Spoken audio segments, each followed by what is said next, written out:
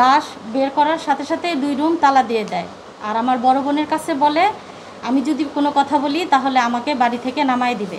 27 জন করে আমাদের হুমকি দেয়, এটা সেটা বলে, ভয়ভীতি দেখায়, মেয়ে জামাইদের হুমকি দেয়, মেরে ফেলবে, হাত পা ভেঙে লুলা টুলা করে দিবে। মাটির শুকানোর আগে যদি ছেলেরা তার বাবার অংশ ভোগ করতে পারে তা আমার অপরাধটা কোথায়? আমার হাজব্যান্ড দিন মোহাম্মদ মারা যাওয়ার সাথে সাথে লাশ ঘর থেকে বের করে এখানে লাশটা রেখে তালা দিয়ে দিছে। তারা সব দলিলপত্র সব নিয়ে গেছে। আমরা এখন কিছু চাওয়াতে আমাদের যে এটা দুনিয়া ভরে সব জায়গায় স্বামীর হক, বাপের হক মেয়েদের দিতে হয়, দেয়, দিতে চায় না। আমরা চাই বলে আমাদের একটার পর একটা মামলা দিয়ে যাচ্ছে। আমার আব্বা 2024 সালের অগস্ট মাসে মারা যান। বাবা মারা যাওয়ার পরেই ভাইয়েরা আমাদের সাথে কথা বলা বন্ধ করে দেয়। লাশ বের করার সাথে সাথে 2 রুম তালা দিয়ে দেয়। আর আমার বড় বোনের কাছে বলে আমি যদি কোনো কথা বলি তাহলে আমাকে বাড়ি থেকে নামায় দিবে। তখন আমি বলি আমাকে নামায় দিবে, তাই আমি বলি যে ঠিক আছে, আমাদের সাথে যখন ওরা কথা বলে না তাহলে আমাদের অংশ আমাদেরকে বুঝায় দাও। ওরা তখন বলে যে বাবার মাটি না শুকানোর আগেই আমি অংশ দাবি করি। মাটির শুকানোর আগে যদি ছেলেরা তার বাবার অংশ ভোগ করতে পারে তা আমার অপরাধটা কোথায়? আমাকে কেন নামায় দিবে?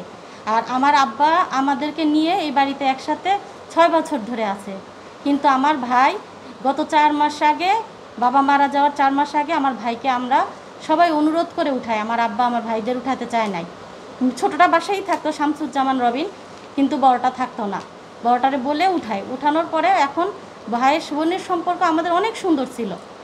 অনেক ছোট ভাইটার সাথে বলতো না, কারণ ছোট ভাইটা মার সাথে খারাপ আচরণ করতো। মা বলতো ওর সাথে আমরা তেমন কথা বলতাম না, আমরা আসা যাওয়া করলে গালিগালাজ করতো, খারাপ ব্যবহার করতো। আমাদের যে ছোট ছোট বাচ্চারা আছে তাদের সাথেও খারাপ ব্যবহার করতো।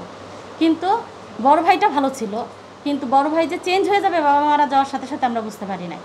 এরপরে আমরা অংশ দাবি করি দেখে আমাদের ফ্যামিলির সবাইকে নিয়ে আসে, এনে আমাদের হুমকি ধামকি দেয়। কেন? আমরা আমাদের অধিকার চাই।